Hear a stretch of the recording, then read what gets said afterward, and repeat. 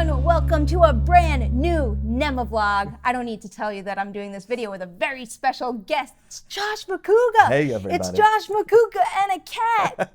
I'm allergic to cats and such. Most cats are very intrigued by me because I am allergic to them, so they always want to be around me and touch me and jump on me. So I have to be very disciplined because Dewey is very cute, but I am very allergic. So I think Dewey's intrigued by anyone who doesn't like fawn over him I and can try tell. to cuddle him. Look, he's like, I'm a good cat. I swear, look at me. I'm a good cat. He's trying. Yep. So the reason why Mr. Macuga is here today is because I had a Patreon quest from Caleb, and Caleb wanted us to talk about fantasy football. Oh, okay. And who better to bring on the channel to talk about fantasy football than, I guess you were kind of like the master of ceremonies? Yeah, is that what we was would call the it? MC, I guess. Okay. Yeah. All right. So I gave up fantasy football 2 years ago because I was getting too worked up. I was getting too aggravated. It became like road rage. Was there money on the line? Oh or yeah, anything? of course. Okay. Yeah. And so I gave it up for my peace of mind, but still pay very close attention to what's happening amongst fantasy stuff. And I also do a lot of sports gambling, so I know what's going on. So when people ask me for like advice, like you or Jack or Dorian or somebody like that in the office or any friends. Well, clearly you're not giving Dorian any advice because he sucks. Yeah, he has not Why asked won't he me. change his lineup? He has players who are injured still there.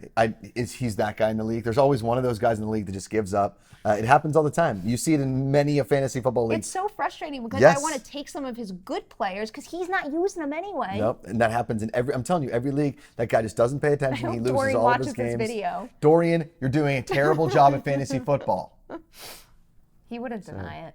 No. He wouldn't deny it. What if you're going to play in the league? You got to join the league. You got to be a part of the league. You can't just do your own thing. I'm sorry, Go ahead. Okay, so I want to start by talking about the draft process because you were giving me a little bit of advice, especially as we got further into the picks. Because I don't know, I went into it basically thinking based on the rankings, you just have to go with the top. And then I got the first pick. So best player available. Who else was I going to choose but Le'Veon Bell? And who has yet to play this season? Le'Veon Bell. And did I not say probably shouldn't do it? No, you didn't say it. You're right, I probably didn't. Nobody said it to me. And the second I sat down, everyone's like, good job, that's great. I don't think anybody foresaw him staying out this long. And the fact that he is, as a Steeler fan, angers me. But in every league, there's one of you because everybody took Le'Veon Bell. My sister-in-law yelled at me about It's not That's fair. not my fault. I'm just a Steeler fan. I'm not a Le'Veon Bell. It's not fair because not only did I have Le'Veon Bell, but I also had Jerick McKinnon, who was injured right off the bat. Yep. So there's just no avoiding that. No, kind of stuff, and that's what also hurts me about fantasy football, no pun intended, is that when guys get hurt and guys get injured, it ruins your team. And then you have to sit on a waiver wire and like you could be hot. I was in a fantasy league 3 years ago and I was 6-0 and my running back tore his ACL and then I went 6-8 overall. I didn't win another game going forward. I came close, but my team was terrible. That's like my worst nightmare. I'm not doing that well right now. I think I'm 5-2, and at this point in time that we're recording this video, so you're 5-2 right now. I'm 5-2, and this week I'm up against Adam Smith. He's good. Adam's like crushing it. So I thought I was completely doomed. It was never going to work. I was going to have another loss on the line here, but then I played Deshaun Watson against Miami. Last night, he went off. Yeah, he had a huge game. And oh here's my the thing. God. When you drafted Deshaun Watson, I'm always like, come see, come saw on Deshaun Watson because he can have these incredible games where he blows up, and then he can also throw 4 interceptions. A lot of quarterbacks like that. There are very few quarterbacks like a Tom Brady or Aaron Rodgers or something that doesn't have these blow-up games where they throw all these picks and no touchdowns. Deshaun Watson has the ability to be a huge fantasy football scorer. So when you draft him, I was like, it's a good pick. It's a smart pick. It's a smart quarterback pick. Houston started off really cold. They're in a terrible division. Going forward, I think Deshaun Watson is a great QB1. Well, I was really worried about him last night because, you guys know me. I prepare like crazy for stuff like this, and I'm busy reading up on him, and they're like, he's injured. He has a collapsed lung. He is going to use a bus to get home. And I'm like, oh, no. And Matt Ryan's on a bye this week, so I'm like, I'm stuck with Watson. What's going to happen? And then all of a sudden, he doubled the projected points last night. There you go. And as most people will tell you in fantasy, don't look at projections. Okay. Projections are a totally arbitrary number set forth by some person that's just like, so I'll probably basically get that. Every single week when my app tells me that Robbie Anderson is probably going to make a lot of points and never does, I should just ignore that. Correct. Because nobody can. And the thing about, say, fantasy experts, quote unquote, right, like a Matthew Berry at ESPN or Maurice Jones-Drew at NFL Network, is their job is like a weatherman. They can predict whatever they want, but if it rains when you told them it was going to be sunny all day, they're not to blame. Weather just changed and they had no idea. Well, I'm sure people get mad at them though. Of course, and people get mad at Matthew Berry all the time. I might get mad at Matthew Berry. So Matthew Berry is involved in, you guys know, Fantasy Movie League too, and I've been following him more so than I usually do because now I care about his fantasy picks, and he's busy telling me to pick up Eli McGuire. So that's my latest ad. Where is Eli? Oh, okay. So because like everybody on the Jets, he's on the injured reserve. Right now, but he's coming back, and everybody on the Jets is injured. That's true. The Jets. So he could wind up popping. So right now, I kind of have him in my back pocket. Okay, good. It's a nice pickup. I hope so. Listen, if what Matthew Berry tells you to do as far as picking up on waiver wires and stuff like that, he's usually pretty accurate. You know, like 90% accuracy is what he's famous for, right? And that's how he got this job. The waiver wire is the trickiest part about fantasy football. I've noticed. You have to live on it. You have to do your research. And I didn't have the time or the patience. You love to prepare. I'm not a big preparation guy. I don't. Never knew that about you. No, yeah. Never. Could you have seen that? So, I mean, the only preparation I do is I watch TV, right? I mean, for TV talk. I don't, whatever. In anything I do, my preparation level is just enough to get by. Like if I go into a press junket and I have 4 minutes, I'm not going to really prepare. It's 4 minutes. You can fill that, no problem. I'm very well aware of that, You've for seen sure. it. So with fantasy football, you have to love preparation, which is why you probably love it. Which is why when you were telling me about your fantasy movie league, I was like, that's right up your alley because you like to prepare.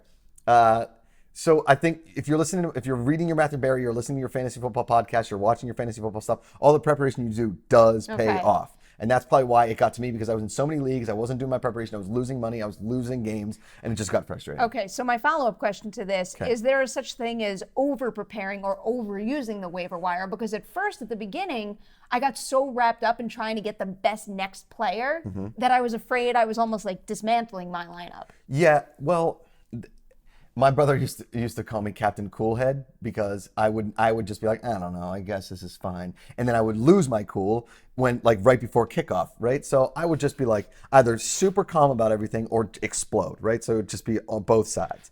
And so as far as searching on the waiver wire and looking and being like, do I start Vance McDonald or I start Jesse James? Because remember I told you to draft Jesse James. And I got rid of Jesse James already. Yeah, because Vance McDonald was playing. He was like stinking it up there. He was barely getting anything. First couple of weeks he was awesome, and then the Steelers started throwing the ball to Vance McDonald all the time. But I also have Zach Ertz. And so Zach Ertz is great. He's so good. Yeah, he's a great tight end. He's a top 5 tight end for sure.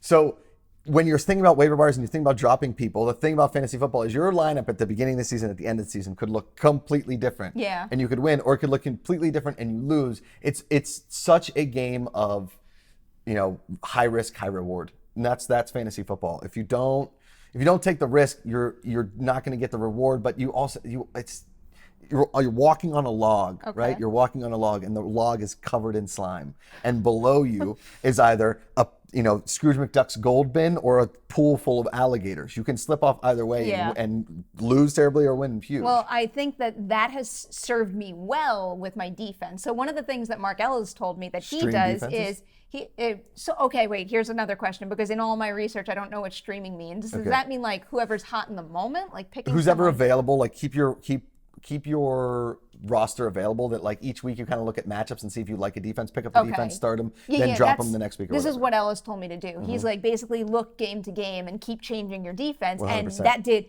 And last week I picked up the Colts and they just crushed it. And I'm holding on to them this week. I think with defense and with kickers, I stream kickers, I stream defenses because I look at matchups. I haven't been streaming my kicker. Okay.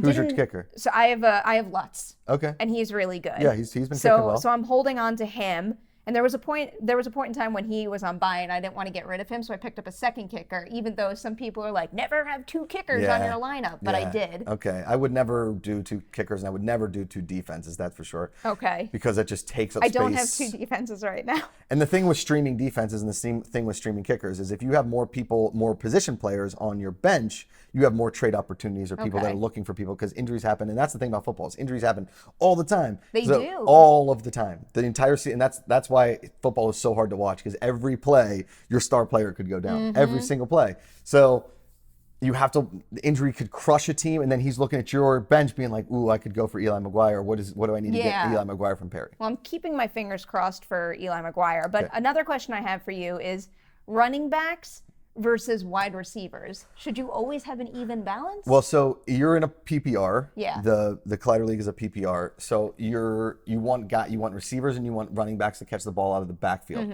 So a lot of running backs now, especially in a lot of these offenses, these pro-style offenses, are throwing the balls to running backs a lot. Yeah. Right? They're throwing the ball out of the backfield to running backs.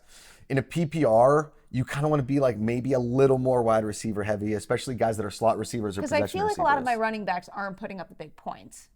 Yeah, then that happens because run defense, if you don't have a run defense, the running back situation in the NFL is very hot and cold. You know, some teams just give up on the run. Teams like the Colts throw the ball 50 to 60 times a game and things like that. Well, that's what I was worried about with Watson this week because he was injured. I thought they were going to run the ball more, but then he threw 5 touchdowns. But they don't have much of a running back. So, I mean, Lamar Miller's fine, and so is Alfred Blue, but they're not, all-pro running backs. Yeah. So, and when Deshaun Watson's hot, he's so hot and he's fast. So he's so I was telling your moneymaker. I don't think I've ever had audible reactions to touchdown passes quite like I did it yesterday in the office. Most of you are gone, but some of the other guys were working on something, and I'm sitting there at my computer watching this game. And at one point, I just shouted, and I'm like, now I get it. So now you know the passion that is fantasy football, right? And I always used to make this comparison, right? So when I played fantasy football, let's just say I had a player going against the Steelers. I'd want my player to score 4 touchdowns, but the Steelers win by a touchdown. So like 48-41, something crazy like that, right? Which started driving me bonkers because they'd be like, right? Because you're like, he scored, the Steelers are losing. So it's that total emotional roller coaster, like Will Ferrell said in Anchorman, Ron Burgundy, I'm in a glass case of emotion. That is fantasy football. I'm honestly very happy that you are liking fantasy football. I'm loving it. And it just fascinates me too, how it's like I'll be watching games, but because all my players come from different teams, it's like this weird push-pull of not knowing who to root for when. I know. And when that's what started really getting to me is I didn't want to keep rooting against the Steelers. Yeah. So it became a situation of, what do I like more, Steelers winning or fantasy football? And I chose the Steelers. I get that, because another thought that's crossed my mind recently is because I'm LA local now, I can watch all the LA games. So I'm like, well, maybe I should just pick up more LA players so I could be watching their games. No. Yeah. Never. I'm not doing that. Never pick up the teams that you like. I have so many friends that just like, I have 5 Eagles on my team. I was like, that's stupid. First of all, you can't spread the wealth that much, right? And second of all, you're rooting double time. So if one guy doesn't score and another guy scores that isn't on your team, you're rooting against your own team. I mean, it's a lose-lose situation. Well, I'm glad I have it spread out pretty evenly now. Yeah. This is what I want to do to wrap this up. I want you to chat. So this is my lineup. That's Adam Smith. Okay, I like your running back situation right now. So originally the projected points was something like me with 115 and Adam with 140. But thanks to Deshaun Watson, now we're kind of neck and neck now. That's a huge night. I don't love Doug Baldwin, but he's... So that was another one that I picked up based on expert advice, is that he's one of those, either a sleeper or a must start this week. Okay. But also I have the issue with Robbie Anderson, who hasn't practiced. So I won't know until the end of the day that we're recording this video whether he's going to play on Sunday or not. I mean, listen, you got a lot of buys this week, which is tough. I do have a lot of buys. And to survive the buy is, that's a big fantasy thing.